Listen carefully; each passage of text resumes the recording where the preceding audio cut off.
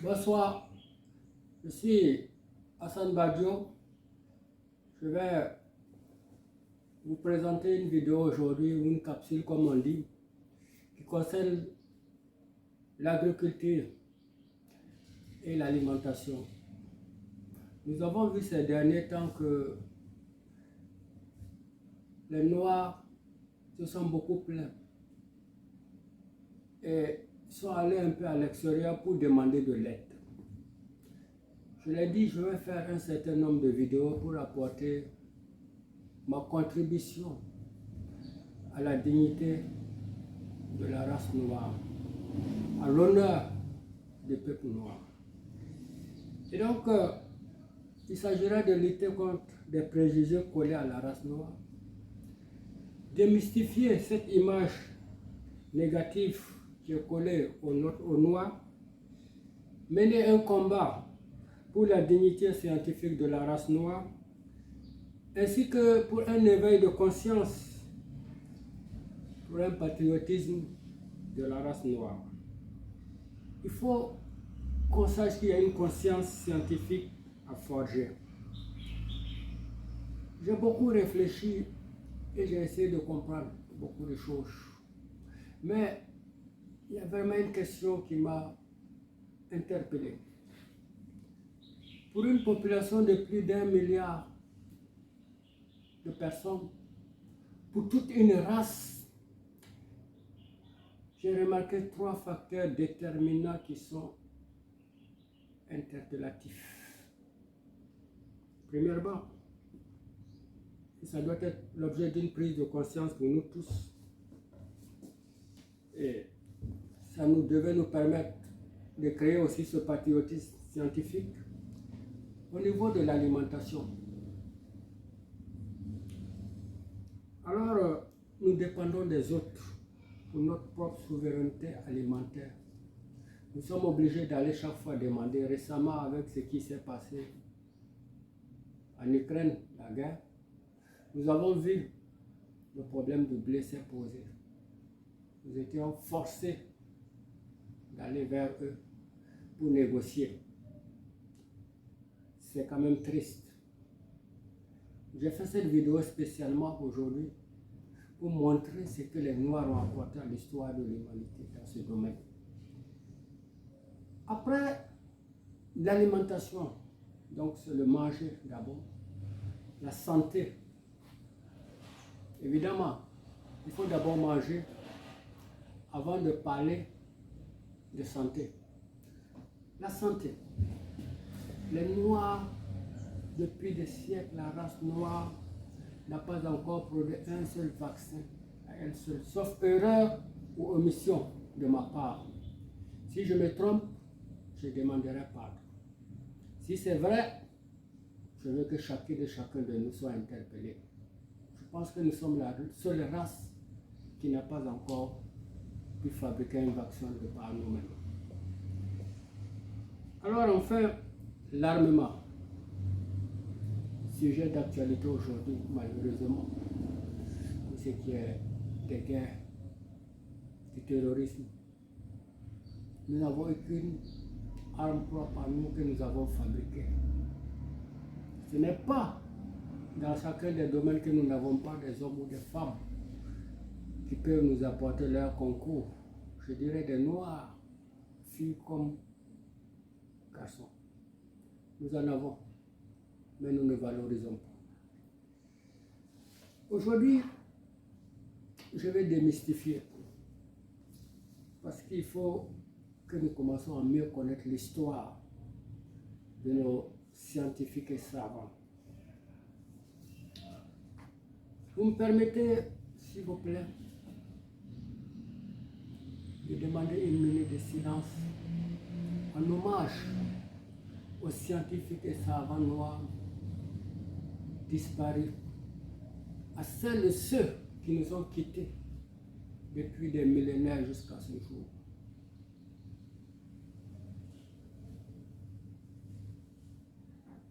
Je vous remercie.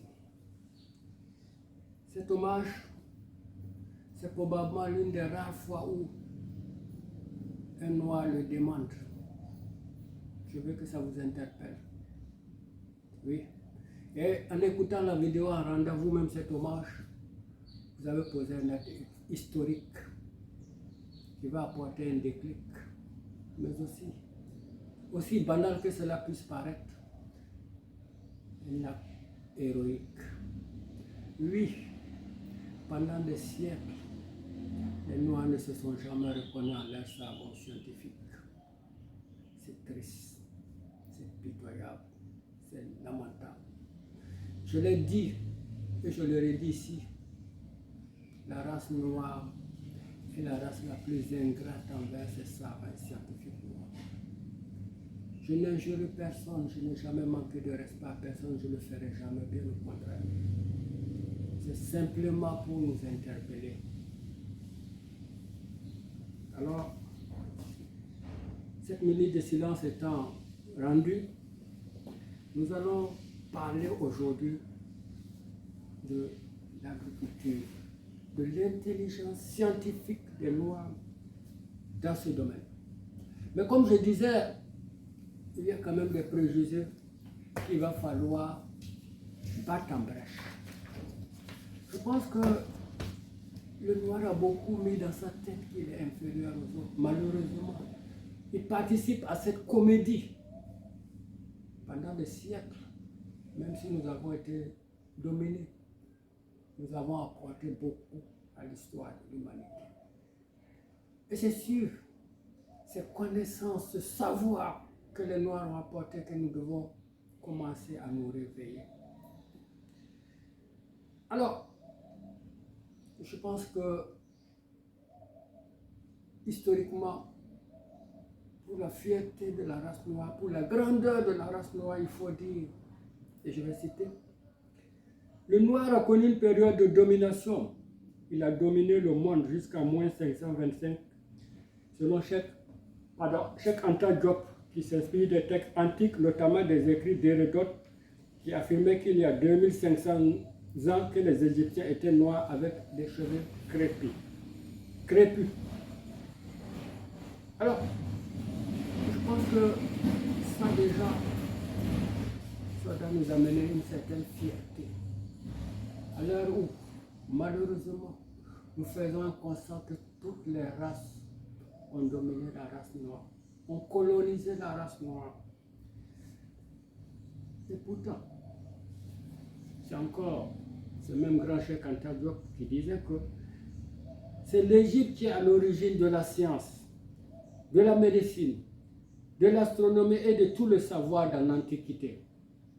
Les Grecs sont venus puiser dans le savoir égyptien à partir du 6e siècle.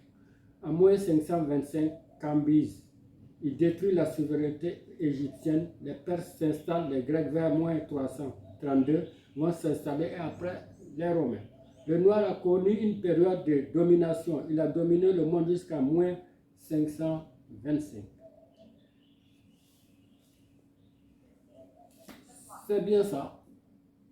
Le Noir a quand même dominé. Et il a beaucoup apporté à l'humanité. Il y a un fait très triste. C'est que nous, Noirs, nous n'avons aucune ambition de valoriser. C'est dommage aussi de reconnaître que nous avons une mentalité qui est celle des profondeurs des ténèbres. Alors, c'est nous rapporter comme passif, mais ça ne veut pas dire que nous n'avons pas eu de brillants esprits. Je veux vous parler aujourd'hui donc de la charrue. Je lis, la charrue a fait son apparition il y a plus de 5000 ans et a été une révolution à l'époque où l'on faisait des sillons pour ensemencer. La charrue a été créée en se basant sur la roue ou la pelle, mais en l'utilisant avec une traction animale. Cela était l'une des avancées du savoir de la préhistoire. Depuis donc la préhistoire, ce Noir dont on parle, qui était en Égypte, puisque la charrue était inventée là-bas, ce Noir a inventé la charrue. Nous, d'Afrique, noire subsaharienne, au lieu d'utiliser ce savoir pour moderniser notre agriculture, nous ne l'avons pas fait. Malheureusement, nous avons raté une révolution agricole, une révolution agraire, parce qu'on aurait pu faire trouver d'autres appareils, comme à l'image de la charrue. Une révolution industrielle, ça me rappelle la révolution industrielle avec le coton aux États-Unis. Les Américains l'ont fait. Et pourtant, la charrue existait bien avant. Je pose cette problématique pour amener aussi les Noirs à se poser de véritables questions. Pourquoi toutes les grandes découvertes dans l'histoire de l'humanité sont faites par des Noirs et après c'est les autres qui profitent, moderniser et revenir nous coloniser avec. Ainsi donc, la charrue a beaucoup apporté, mais jusqu'à l'heure où je vous parle, je dis bien jusqu'à l'heure où je vous parle, en tout cas pour ce qui est des contrées de Burkina, je pense qu'il y a des contrées où nous n'utilisons pas la charrue. Voici la clé du retard mental du noir. Donc on peut commencer à remonter à 50 siècles, 5000 ans. Je ne dis pas de gaieté de cœur, mais je crois qu'il faut consciencieusement que nous menions un combat pour que cela change. C'est vraiment l'objectif, et je le dis avec tout le respect pour les uns et les autres. Il va falloir réellement que nous acceptions de nous poser certaines questions pour les résoudre et apporter les véritables réponses. Nous avons toute l'intelligence qu'il faut dans tous les domaines. Ne vous faites aucune illusion pour ça. Simplement, il y a chez nous ce que j'appelle un esprit d'étouffement. Oui, c'est cet esprit d'étouffement qui nous ruine. Alors, je parle d'esprit d'étouffement. Je parle aussi de l'intelligence du noir. Je vais vous montrer ce que j'ai fait une capture d'écran. Un passage où on parle des génies oubliés. C'est marqué les inventaires et savants noirs de l'histoire des génies oubliés. Je pense que vous arrivez à lire. Tout à l'heure, quand j'ai demandé une minute de silence, c'est vraiment en mémoire de ces personnes qui se sont réellement battues. Dans la suite, vous verrez ce que quelques Noirs ont apporté dans le domaine de l'agriculture. Et quand on parle de génie oublié, il ne s'agit pas uniquement de l'agriculture, il s'agit de l'agriculture spatiale dans tous les domaines. J'ai promis de faire des vidéos ou des capsules pour interpeller et j'essaierai au maximum dans différentes thématiques d'aborder cela. Aujourd'hui donc, nous allons parler de l'agriculture. Ces esclaves africains qui ont révolutionné l'agriculture mondiale. Écoutez-moi bien, parce que récemment avec la guerre en Ukraine, on a comme l'impression que les Noirs ne savent pas que les aïeux ont révolutionné l'agriculture mondiale.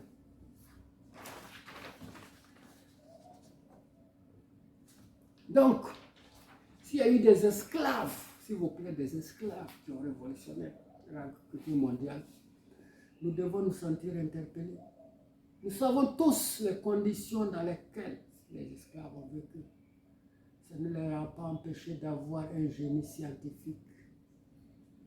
Quand j'observe, quand je note avec tristesse qu'aucun noir ne veut leur rendre un hommage, vous me permettez aujourd'hui de leur rendre un hommage, si pas méritoire, à tout le moins très hautement mérité. Et c'est le littéraire ici qui parle à cette personne.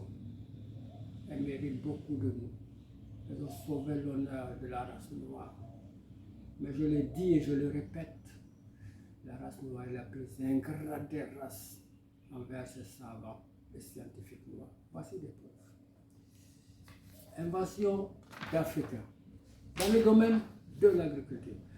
La polyculture, culture de différents types de plantes sur une même parcelle. La permaculture, imitation des écosystèmes naturels. Et la plantation sur des monticules, sans doute le précurseur des bermes, remonte aux pratiques agricoles africaines. Donc, vous voyez déjà. Alors, l'histoire n'a pas retenu beaucoup d'inventions d'Africains réduits en esclavage, notamment parce que les propriétaires d'esclaves en revendiquent souvent le mérite. Certaines d'entre elles ont toutefois été reconnues, tout comme les réalisations des nombreux esclaves qui leur ont succédé. Évidemment, comme je dis, nous étions en période d'esclavage et les maîtres s'attribuaient ces mérites. Mais ce qui est très dommage, le noir ne veut même pas faire des études pour montrer et valoriser cela. Nous n'avons pas encore compris qu'il faut qu'on valorise. Les noirs n'aiment pas valoriser. Je suis triste de le dire, ça ne sert à rien de mener des combats, quelle que soit la nature, la bonté, la justesse de ces combats, tant que le noir ne se valorisera pas. C'est vraiment dommage de le dire, mais c'est la réalité. Il faudrait donc que nous ayons le mot valorisation à l'esprit. Nous n'avons pas besoin d'aller à l'extérieur. Nous n'avons pas besoin d'aller demander un franc à quelqu'un. Nous avons tout. Tout. Alors, Frédéric McKinley Jones, 1893-1961. Il est crédité de nombreuses inventions, d'un appareil à rayon X portable à un émetteur radio. Depuis 1893 qu'il est né, jusqu'en 1961. Déjà ça, le rayon X. Mais une en particulier a eu un impact considérable sur le régime alimentaire américain moderne, la technologie de réfrigération mobile. Qui peut dire que le noir n'est pas intelligent? C'était quand même la période de l'esclavage à l'époque. En tout cas, il y a des noirs qui étaient dans des villes où ils ne pouvaient pas aller là où les blancs étaient. On le sait tous. Ça n'a pas empêché que ce monsieur fasse cette découverte ou invention. Il a mis au point un système de réfrigération qui a été installé dans des camions, des wagons, des chemins de fer, des avions et des navires, permettant le transport en toute sécurité des denrées périssables dans le monde entier. Quand nous nous demandons aujourd'hui de l'aide, on ne regarde comme moins que zéro. Cette invention a permis de faire beaucoup de choses pour des Américains et autres. Alors, vous avez Booker T. Watley, 1915-2005. Je ne vais pas être très long, je vais donner les noms. Henry Blair, 1807-1860, deuxième noir à recevoir un brevet américain. Alors, Thomas L. Jennings, qui a inventé une méthode de nettoyage à sec des vêtements en 1821, est considéré comme le premier. Henry Blair a conçu un semoir à maïs de type brouette pour aider les agriculteurs à s'aimer plus efficacement.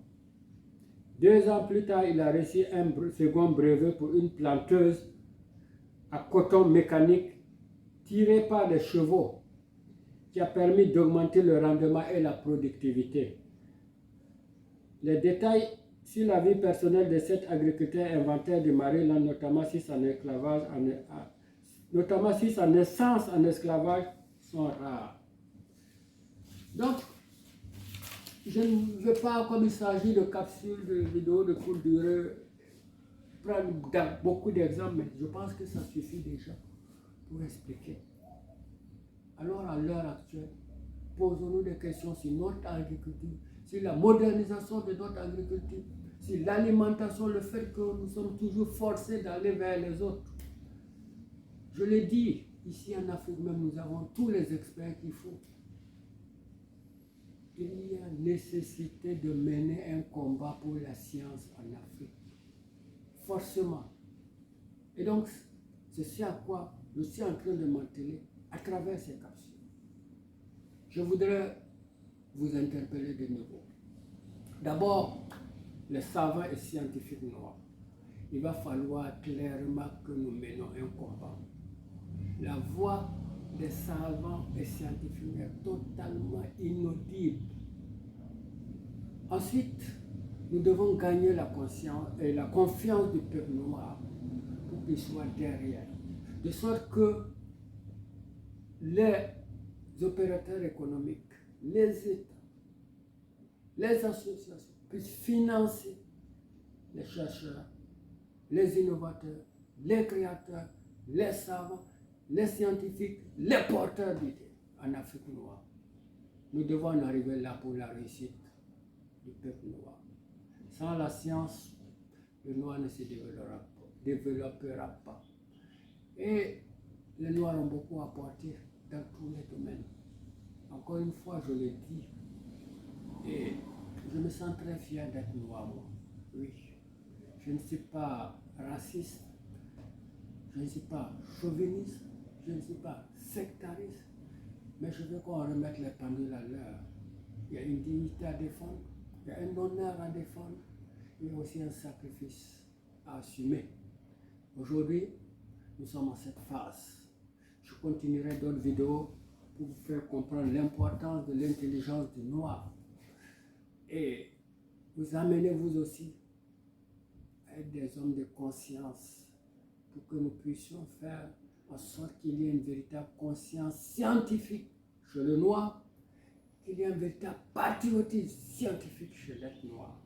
C'est en ce moment que nous gagnerons le combat. Je vous remercie donc.